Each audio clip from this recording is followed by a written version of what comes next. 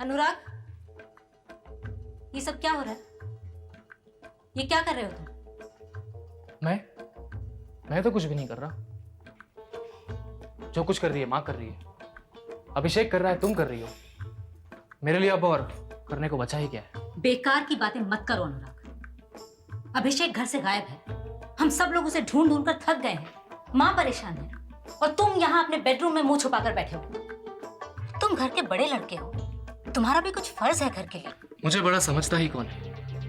मुझे तो इस तरह बहलाया जा रहा है जिस तरह छोटे बच्चे को टॉफी देकर बहलाया जाता है। ये सब क्या हो रहा है? क्यों हो रहा है? कैसे हो रहा है? कोई भी मुझे बताने को तैयार नहीं।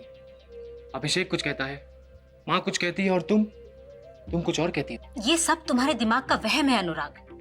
तुमसे कुछ भी नहीं छुपाया जा रहा है। बात सिंपली ये है कि माँ अभिषेक के कंधों पर जिम्मेदारी डालना चाहती है और वो नादान बच्चों की तरह नखरे कर रहा है। चलो मान लेते हैं कि तुम जो कह रही हो वो सही है, लेकिन अगर अभिषेक अभी इस जिम्मेदारी को उठाने के लिए तैयार नहीं है तो क्यों प्रेशराइज किया जा रहा है उसे? अनुराग, यही तो उम्र है लड़कों के बहक जाने की।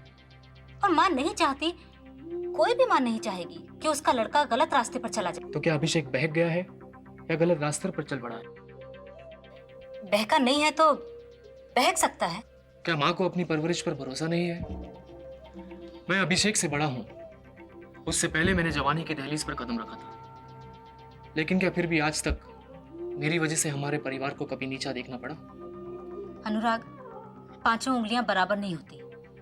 तुम में और अभिषेक में बहुत फर्क। यही तो मैं जानना चाहता हूं कि क्या फर्क है। ऐसा क्या किया है उस छोटी उंगली ने? क्यों जबरदस्ती शादी कराई जा रही है अभिषेक की? देखो अनुराग, तुम ये बेकार के शक अपने दिमाग से निकाल कर फेंक दो। तुम्हारे ये डाउट्स माँ की परेशानियों को बढ़ाएंगे, कम नहीं करेंगे। बेहतर यही होगा कि तुम इस मुसीबत के वक्त में माँ की मदद करो। एक मिनट दीदी, मैं जानता हूं कि इस घर को बनाने में माँ ने अपना खून बहाया है, लेकिन इस घर को घर बनाए रखने में थोड़ा बहुत पसीना तो मेरा भी बहा है। इतना याद रखना कि अगर अभिषेक ये शादी अपनी मर्जी से करने को तैयार नहीं है तो मैं ये शादी नहीं होने दूंगा, हरगिज़ नहीं।